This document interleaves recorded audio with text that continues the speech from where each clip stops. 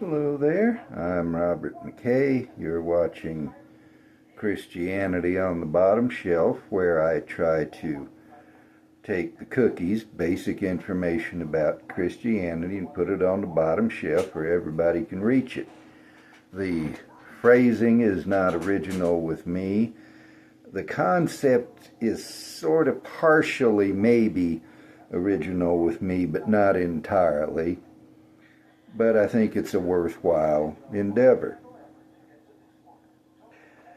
Tonight, I say tonight, for me it's tonight. You may be watching it at 2 in the morning or at 3 in the afternoon. Tain't no telling when you're watching this. So, tonight, today, tomorrow, the second Tuesday of next week, whenever you're watching this, I want to look at something that let me put it this way, I've never seen anybody else address. Now, I don't claim to be an original thinker. I don't have great, profound, original ideas. But at the same time, sometimes being just me, a hick with a high school diploma, nothing more, I think maybe I see things that those with more elevated intellects and elevated educations kind of skip over because they're focused on the big stuff, the important, the profound stuff. Maybe I'm right on that, maybe I'm not. But I'm in the 16th chapter of Matthew, where verse 18 says, "And I also say to you that you are Peter, and upon this rock I will build my church, and the gates of Hades will not overpower it."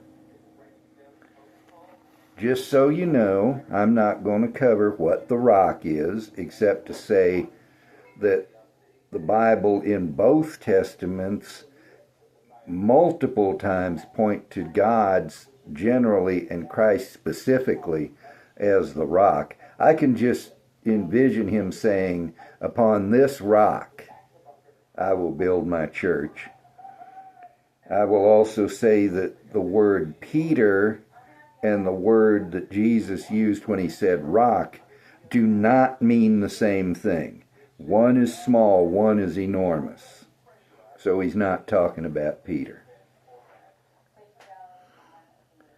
But what I want to look at is the gates of Hades. There are a whole slew of people who, although they may not say it explicitly in what they do say, excuse me, normally I don't yawn when I'm recording, but that just come upon me. What they do say makes it pretty clear that they envision those gates attacking the church and the church successfully resisting. That is not the case. Now, today, most people have no concept of what a walled city was. There are very few cities, if any, that are still walled. There are some cities that have remnants of the city walls, but city walls,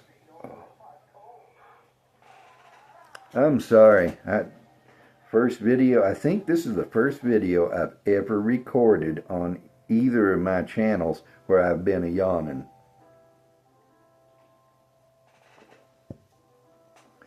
There are remnants of the city walls. You can go to Seoul, Korea, and you can see the Namdaemun, which means the North Gate.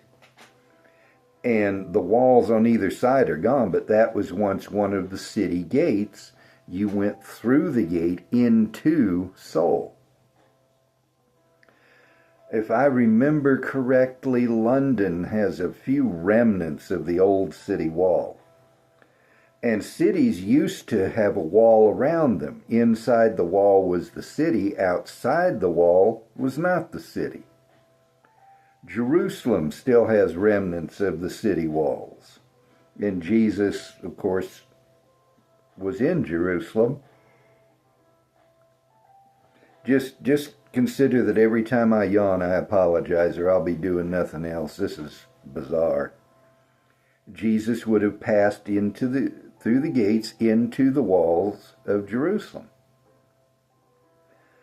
Everybody who was there and heard him understood what this meant, but we don't.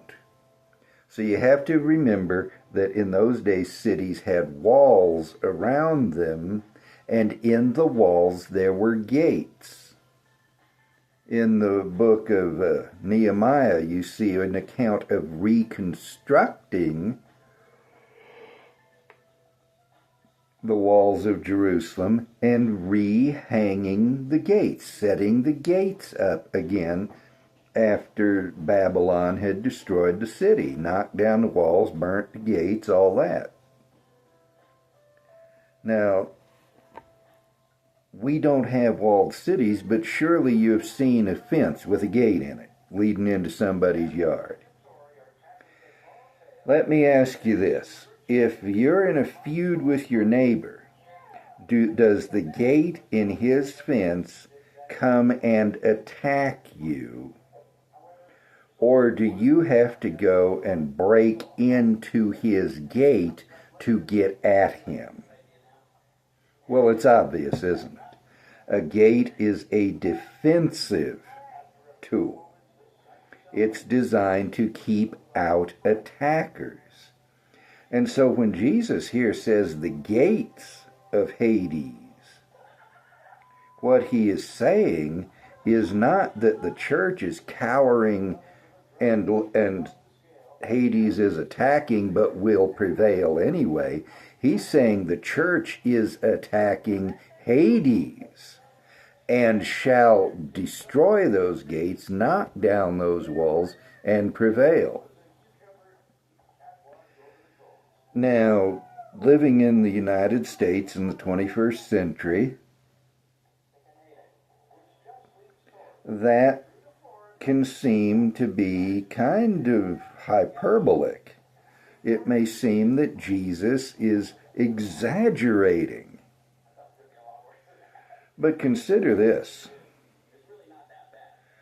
From Adam to this day, 6,000 years of human history, the Word of God has continually gone out. There have been times, yes, when the people of God were in straitened circumstances, reduced to a remnant. Look at Noah. He preached for 120 years, and all who went into the ark were 8 people. Noah and his wife, his sons, and their wives. 8 people. And at that time, it certainly didn't look like the church was overpowering Hades, did it? But yet, God shut Noah in the flood cave. And what happened to the rebellious millions who refused to listen? They don't exist anymore. God took care of them. And Noah set foot once again on dry land and was fruitful and multiplied, and his descendants today fill the earth, however many billion of us there are. We look at Jesus himself. By human standards, his mission was a failure. After 3.5 years, he had nowhere to lay his head. He didn't own a house. He didn't own a horse. He had to borrow a donkey to ride into Jerusalem. He had to borrow a room in which to observe the Passover. He went out into the garden. All his followers left him and ran away. The Romans arrested him at the behest of the Jewish leaders, took him away, tortured him, interrogated him, humiliated him, nailed him to a cross where he died and he was buried. By human standards, a failure. And I'm going to pause this because my allergies are beginning to kill me. Okay, I'm back. Sorry about that, although to you it was just blink. But we left Jesus dead and buried in a buried grave, no less. But as S.M. Lockridge used to preach, it's Friday night, but Sunday's a-comin'. Jesus died, according to the Scriptures, and was buried, and rose again the third day, according to the Scriptures. I don't pretend to know Satan's thinking, but I suspect that when they took Jesus down from the cross and put him in Joseph of Arimathea's tomb, I suspect Satan was rejoicing. Here God himself had come to earth to save sinners, and Jesus had died and was in the grave, and Satan, I believe, my personal view, I believe he rejoiced. And then came the third day. The earth shook, the angel rolled the stone back, Jesus walked out alive. Where were the gates of Hades then? Jesus himself said that you bind the strong man and then you rob the house. Jesus bound the devil. He cannot do one single thing that God does not consciously allow him to do. Yes, he roams the earth like a roaring lion, seeking whom to devour. Peter did not lie. But in the Revelation we read that he is so angry because he knows his time is short. Satan is on the defensive. And if you are rejecting Christianity, you are on the losing side. The people of God have been around for 6,000 years, no matter what you could do to us. Persecution has not wiped us out. Torture has not silenced our mouths. Death has not killed the church. Yes, you can wipe it out of a country, but the power of God raises up saints somewhere else. Islam pretty much exterminated Christianity in the Middle East, but while that was going on, there was a Reformation in Europe, and the gospel burst out anew, flooded Europe, flooded North America. And we are the heirs of that. And every time the flame of the truth has flickered and gone low or even blown out in one place, it has burst out fresh and bright in another. Christianity is the winning side. We are the army on the march, and Satan and those who serve him knowingly or unknowingly are cowering within walls, and the gates will come down. Maybe not today or tomorrow. Maybe not next year. Maybe not in the next 10 years or 100 years. God hasn't told us when he's going to deal with Satan once and for all, but he will.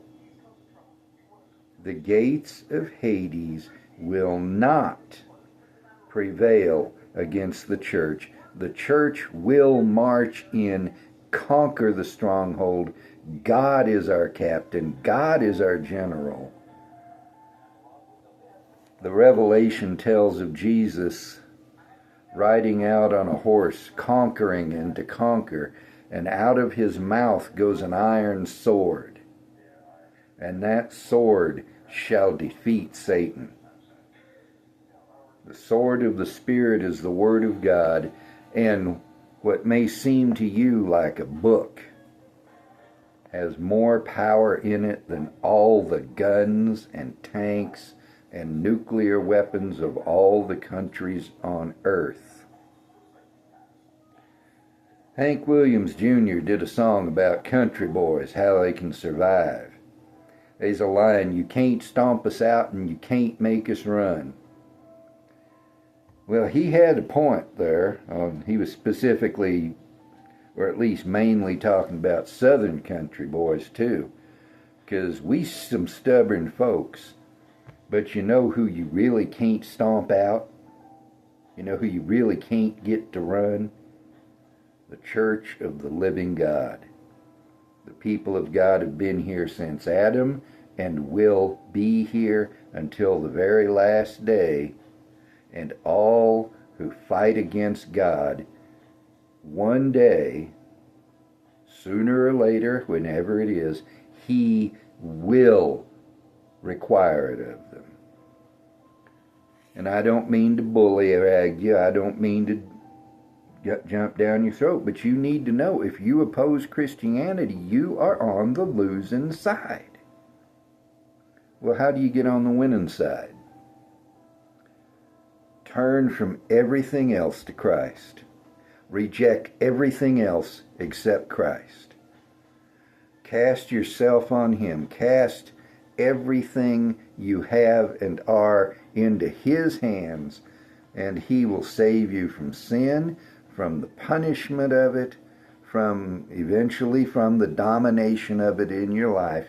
He will change you from a loser to a winner, not in any earthly sense. The most persecuted and despised people on earth have been Christians historically. But think of it. The Bible talks about the city of God having streets made of gold.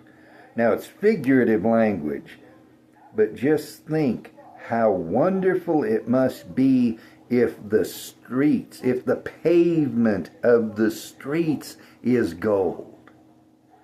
You can't match it, not in this world. You can't really imagine how wonderful it is to be one of God's people. Maybe not in this world, but in the next. Because after all, the next world is where the victory and the defeat really count. The victory of the church, the defeat of Satan. The gates of Hades will not prevail against the church. And if you are standing on those walls, defending those gates, your best choice is to abandon your post and fly to Christ. He is the strong tower who will never fall.